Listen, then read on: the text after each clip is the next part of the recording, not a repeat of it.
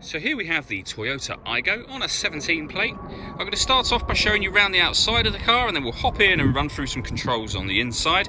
But from the outside you can see it's a 5-door car with those black alloys that match the black roof and the tinted windows as well. Let's start off inside the boot and then work our way around the rest of the car from there. Approach the boot, you'll see given the size of the car it's got a really decent boot space. It's a very deep boot, and we've got a 50-50 split folding rear seat as well. Just briefly before we climb in, I think it's well worth seeing the interior from this exterior point of view. You'll see that the exterior colour is matched on the interior.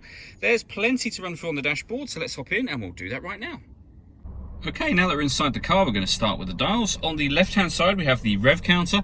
We have the speedometer in the middle here. And in the middle of that section, you can see the total miles for this car, which are 35,338.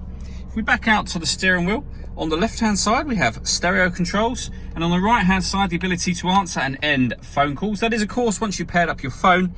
And that is done over on the central screen here. Just tap the phone icon and follow the instructions on screen from there. So that's the phone one, sorry. Follow the instructions on screen from there. You can connect up your phone via its USB cable, which is the button I initially pressed. When it comes to music on this car, we've got FM, AM and DAB radio, USB input, Bluetooth audio and auxiliary input as well. This car's also got a full colour reversing camera, as you can see.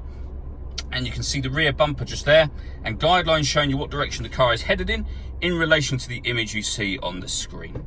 Working our way down, we have the air conditioning, so you can select the temperature on this dial, fan speed. You can determine where you'd like the air to be distributed. This button turns the air conditioning off in this case, or back on again. We've got a rear heated screen, that's off now, it was on before. And this slider will determine whether you're recirculating the air that's in the car or bringing in fresh air from outside the car. This is where you'll have it most of the time, but if you want to heat it up quickly or cool it down quickly, slide it over to here, and obviously depending on the temperature you've set, that's the setting to have it on to get the car warmed up or cooled down in a fast manner. Underneath that, we have a 12-volt charging socket as well as the USB and auxiliary inputs. We then have a 5-speed manual gearbox.